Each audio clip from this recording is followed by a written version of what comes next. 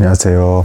오늘은 레위기 11장 1절에서 19절까지의 말씀을 나눠보도록 하겠습니다.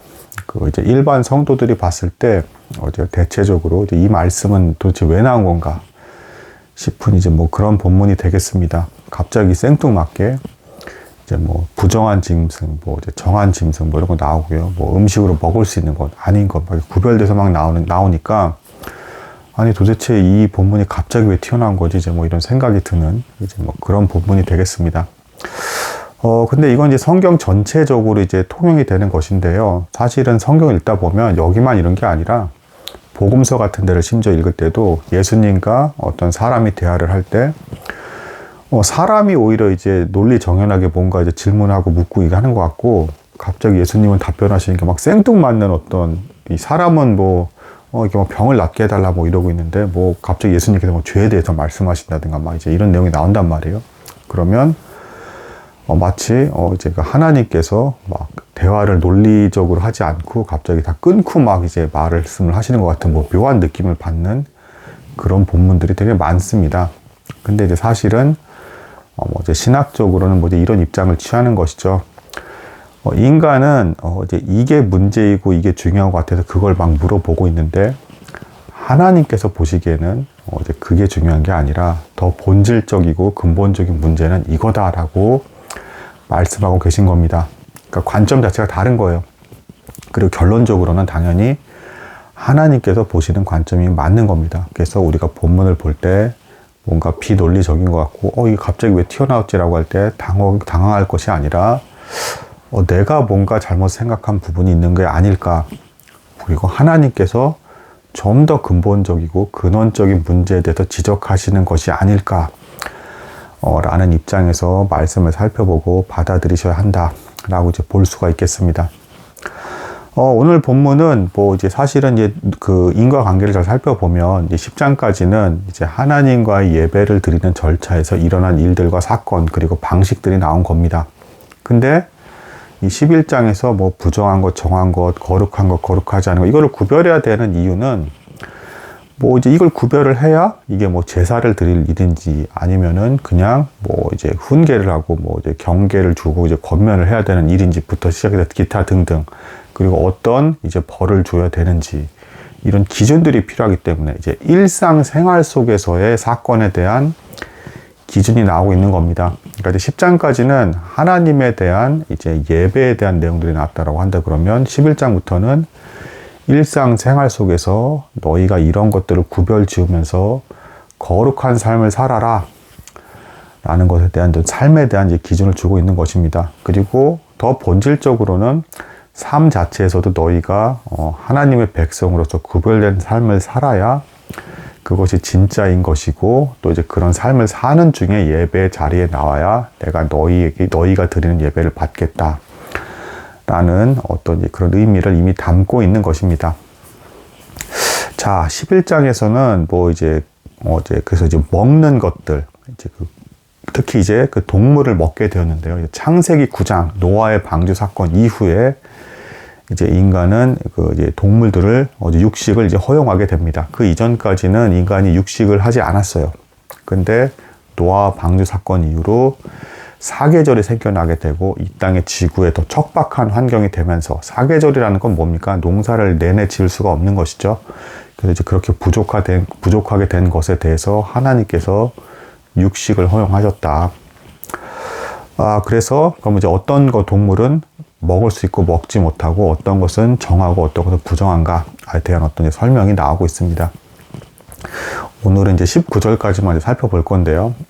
이 본문은 그래서 이렇게 해석하는 게 무조건 정답이다라고 하기보다는 오히려 여러분들의 어떤 상상력과 그리고 좀 다양한 해석이 가능한 어떤 그런 본문이 되겠습니다. 성경을 이제 보다 보면 무조건 외우고 이 외운 대로 그대로 기계적으로 따라야 잘하는 것이 아닌가라는 이제 생각에 빠지기가 쉬운데 의외로 성경은 굉장히 깊이 잘 생각해 보셔야 되고 상황별로 이게 이 말씀을 적용하는 것이 맞는 것인가 깊이 생각해 봐야 되고 최대한 근본 원인을 잘 살펴보면서 왜 이 말씀을 하셨는가에 대한 그 이해까지 가져가면서 적용을 하셔야 이제 최대한 오류가 없게 적용할 수가 있다라고 볼 수가 있습니다. 그래서 생각을 하게끔 만드는 책이기도 하라는 이제 측면도 있다라는 것이고, 오늘 말씀의 이 상징과 다양한 어떤 그 동물에 대한 구별들은 오늘날에 정확히 이걸 문자 그대로 적용하지는 않지만 본질적으로는 이제 성경을 대하는 자세나 이런 것에 동일하다. 그리고 어느 정도는 여러분들의 상상력을 동원해서 해석을 해도 무방한 본문이다라고 볼 수 있는 뭐 그런 장이 되겠습니다. 첫 번째로 뭐 1절에서 8절까지는 뭐 이런 내용이 나와요. 뭐 되새김질을 하고 이제 그 발굽이 이제 갈라진 동물은 먹을 수가 있다. 그리고 그렇지 않은 동물은 먹지 못한다. 뭐 이렇게 되는데, 이렇게 구별한 이유에 대해서 이제 건강이나 위생 때문이 아닙니다. 하나님께서 너희가 내 백성이라면 이렇게 구별지어서 생활을 하고, 이 구별된 생활이 너희가 내 백성이라는 표가 될 것이다. 그리고 너도 그런 생활하면서 아, 내가 하나님을 믿고 있지. 더 조심해서 살아야겠다. 라는 생각을 가지고 살게 만드시려고 이 말씀을 주신 것입니다. 특별히 하나님에 대한 예배에 대한 내용이 10장에서 끝나자마자 식탁 교제, 먹는 것에 대한 내용이 나오고 있죠. 우리 삶 속에서 먹는 것은 가장 중요한 문제이고, 이 먹고 마실 때, 그러니까 일반적으로 먹고 마실 때도 하나님을 기억하라는 것입니다. 또한 먹는 것은 아담과 하와가 타락할 때 어땠습니까? 사과를 따서 먹었죠. 그 먹는 것에 대해서 타락을 해서 하나님과 멀어진 일이기도 합니다. 그래서 공적인 예배가 끝나자마자 먹는 것, 특히 육식과 관련된 것에 대한 말씀이 주어진 것입니다.